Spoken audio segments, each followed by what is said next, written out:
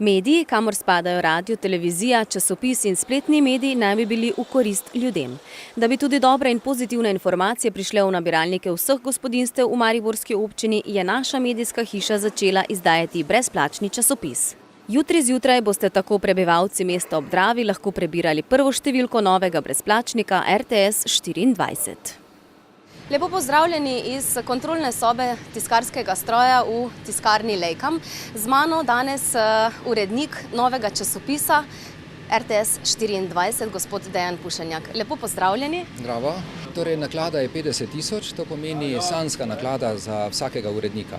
Moji občutki v tem trenutku so mešani, se pravi od veselja do strahu, kakor pač pri vsakem, ki se loteva nečesa novega. V takih primerih nihče ne more čisto točno napovedati, kakšen bo izid.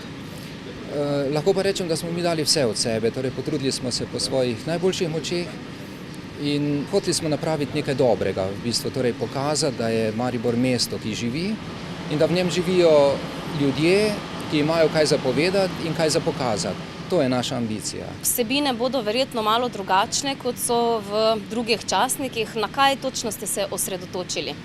Osredotočili smo se na Maribor, ki funkcionira kot urbana sredina. Se pravi na stvari, ki delajo Maribor za mesto. Ljudje, dogodki, prireditve. Zakaj pa mislite, da v svetu tehnologije je pomembno, da še imamo fizično dejansko časopis v roki? Najbolj prepričljive razlage ne bi znal ponuditi, razen moje osebne. Torej, ker sem pač stara šola, začel na časopisu, še na pisalnih strojih. Osebno sem navdušenec nad časopisom, sicer pa se mi zdi, da vsebine grejo neodvisno od oblike. Še vedno sem pristaš dobre vsebine, ne glede na to, na kak način je ponujena, ali preko interneta, radia, televizije ali časopisa. Zdaj mi smo poročali o tem, da bo to dober časopis z dobrimi pozitivnimi vsebinami, ali Maribor, verjetno tudi za širšo okolico, premore sploh, da se lahko napolnijo vse strani? Absolutno. Vsi, ki delamo časopis, menimo, da je v Mariboru zanimivo in prijetno in ustvarjalno živeti in to bi v bistvu radi prenesli tudi v širšo skupnost. Torej, kam bodo potovali in romali ti časopisi? Časopisi gredo v vsa gospodinjstva, ki jih je približno 50 000 v Mariboru. Osredotočili smo se pa na urbano sredino, torej Maribor plus okolica, to, kar je bil včasih Maribor. No. Torej, verjetno lahko jutri dopoldne pričakujejo ljudje ta časopis v svojih nabiralnikih, kdaj pa naslednja številka izide? Torej, časopis bodo raznosili poštarji, se pravi, moral bi biti v vsakem poštnem nabiralniku.